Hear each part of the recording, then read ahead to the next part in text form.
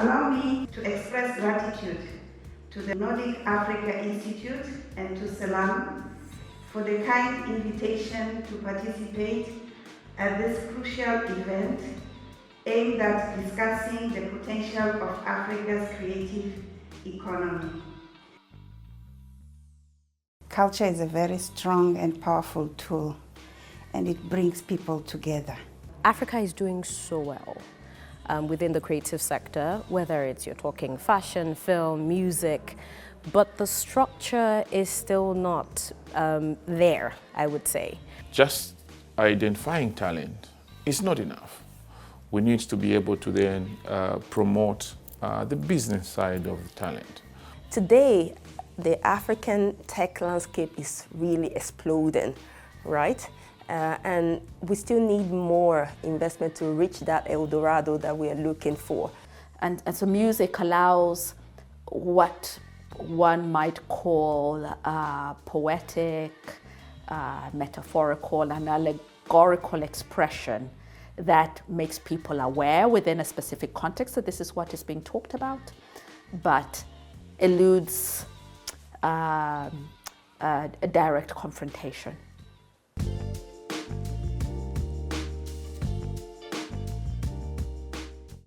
Member states are at different levels, but what we do is through the policies that we develop, we promote these policies so that the visibility of the sector can be increased, and also the member states invest more on arts, culture, and heritage.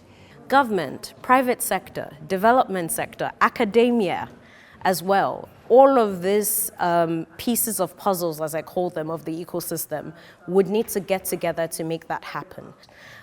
Government is hearing it. I don't know that for a lot of countries they really understand what needs to happen.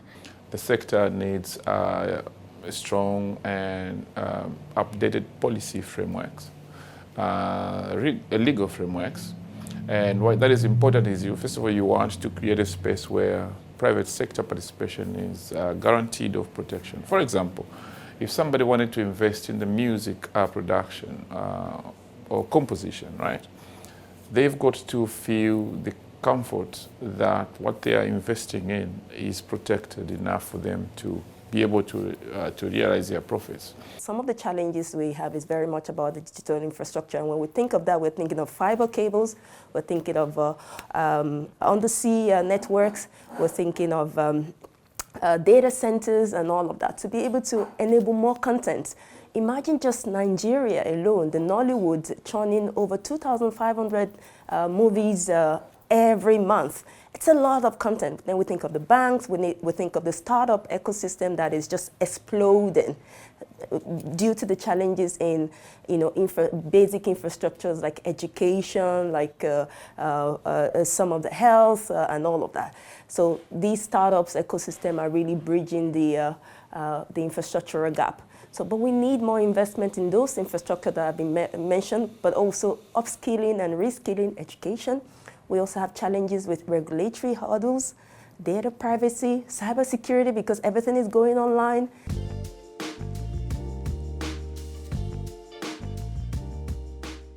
So our goal is to have arts and culture introduced in the school curriculum from an early stage in the development of the capacities and of young people. So the policy is in an advanced stage, so it provides for inclusion of arts and culture and arts education from pre-primary up to university level. As you might be aware, very few African Union member states have included arts education from pre-primary. So we hope this will interest the young people into this important and very powerful sector. Capacity building is obviously a big issue, where most of the people who have learned today just watched YouTube and learned, how to work cameras and all that, and they're doing so well. So if they're doing so well by just watching on YouTube, imagine if there's an institutionalized way of training them even further, how well they would do.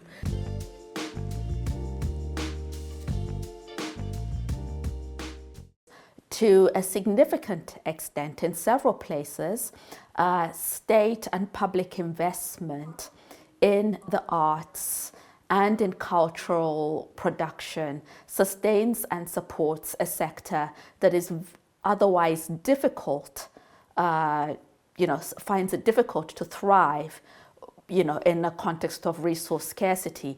But then on the other side, it's also kind of catch-22, because artistic production can also be subversive in a way. To kind of can sometimes challenge societal norms or challenge particular political perspectives that comes up against the state. And so there's sometimes a tension in that the state, in terms of, you get these things of banned music or banned books or banned movies. And so there is sometimes a tension. Every decent government deserves a fair share of criticism. I think it's what, again, refines our imagination of solutions to the problems. So I don't think we have a challenge there. In terms of business, again, our belief is that businesses should decide who they want to work with. It should be within their power. But also even artists it should be within their power to decide which brand or which business entity they would want to work with. The challenge, though, also sometimes is that you have a wide range of cultural production, and the marketization of it at times through business leads to certain genres of cultural production, or be it music or theatre, being supported, marginalizing other sectors. And that's where I think there is a potential for a good symbiosis between the role of the private sector, but also the public sector, in being able to allow a kind of thriving wide range of cultural production within society.